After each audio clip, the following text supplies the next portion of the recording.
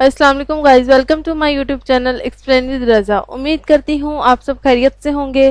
Video start کرنے سے پہلے آپ سے گزارش ہے میرے اس یوٹیوب چینل ایکسپلین ود رضا کو سبسکرائب کر دیجئے، ساتھ ہی ساتھ بیل آئیکن کو پریس کر دیجئے تاکہ میری ہر نئی آنے والی ویڈیو آپ کو سب سے پہلے مل جائے۔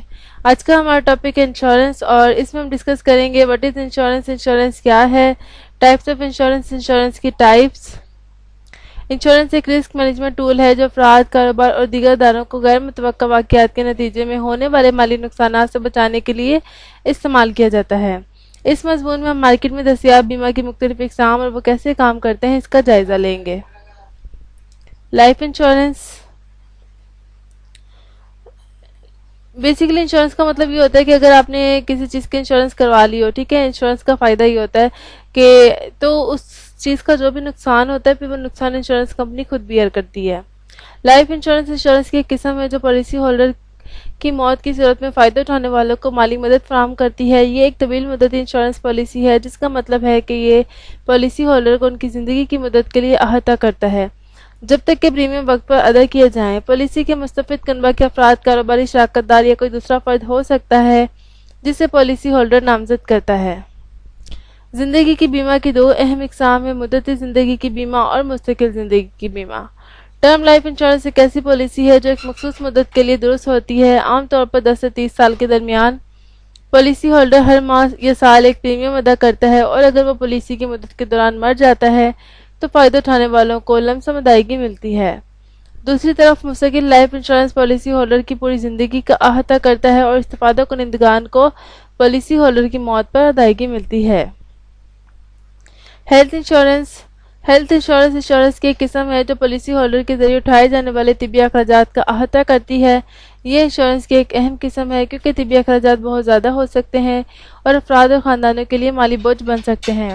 ہیلتھ انشورنس حاجت فراہم کر سکتے ہیں یا افراد براہ راست انشورنس کمپنیوں سے خرید سکتے ہیں۔ ہیلتھ انشورنس کی کئی قسمیں ہیں بشمول فیس بیس سروس، ترجیحی فراہم plans, health maintenance organization plan اور پوائنٹ آف سروس۔ کنندہ تنظیمیں ہیلتھ انشورنس کی اقسام میں سے ہے اور ہر ایک کے اپنے فوائد اور خامیاں ہیں، اور صحیح قسم کا منصوبہ فرد کی ضروریات اور ترجیحات پر منحصر ہوگا۔ Auto insurance, auto insurance insurance کی ایک قسم ہے جو پالیسی ہولڈر کو ان کی زندگی کے ان کی گاڑی کے حادثے کی صورت میں کور کرتی ہے۔ زیادہ تر ریاستوں میں یہ قانونی ضرورت ہے اور ڈرائیوروں کے لیے ضروری ہے کہ وہ حادثات کے نتیجے میں ہونے والے مالی نقصانات سے خود کو بچانے کے لیے اس قسم کی بیمہ کریں۔ آٹو انشورنس متعدد اخراجات کا احاطہ کر سکتا ہے بشمول گاڑی کو پہنچنے والے نقصان، طبی اخراجات اور حادثے میں دیگر فریقین کو پہنچنے والے نقصان یا چوٹ کی ذمہ داری۔ آٹو انشورنس کی کئی قسمیں ہیں بشمول ذمہ داری انشورنس، تصادم کی انشورنس، جامع انشورنس اور ذاتی چوٹ سے تحفظ۔ Home owners insurance, home owner insurance insurance کی ایک قسم ہے جو پالیسی ہولڈر کو ان کے گھر یا جائیداد کو پہنچنے والے نقصان کی صورت میں کور کرتی ہے۔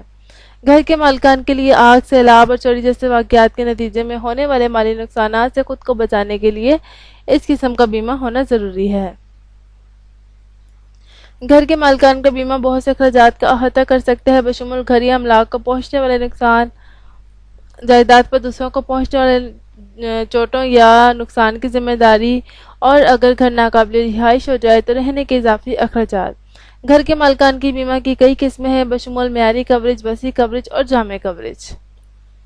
یعنی کہ اگر کسی شخص نے ہوم اونر انشورنس کروائی ہو اور اس صورت میں جسے آگ، سیلاب یا کوئی بھی ایسے حادثات کے نتیجے میں گھر کا کوئی بھی نقصان ہو جائے، جائیداد کو کسی بھی قسم کا نقصان ہو، تو وہ نقصان جو ہے انشورنس کمپنی خود اٹھاتی ہے۔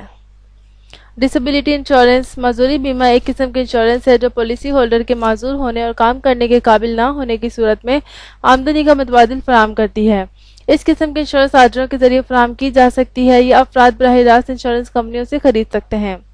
معذوری کا بیمہ بہت سے اخراجات کا احاطہ کر سکتا ہے بشمول طبی اخراجات، روزمرہ کے اخراجات اور کھوئی ہوئی آمدنی۔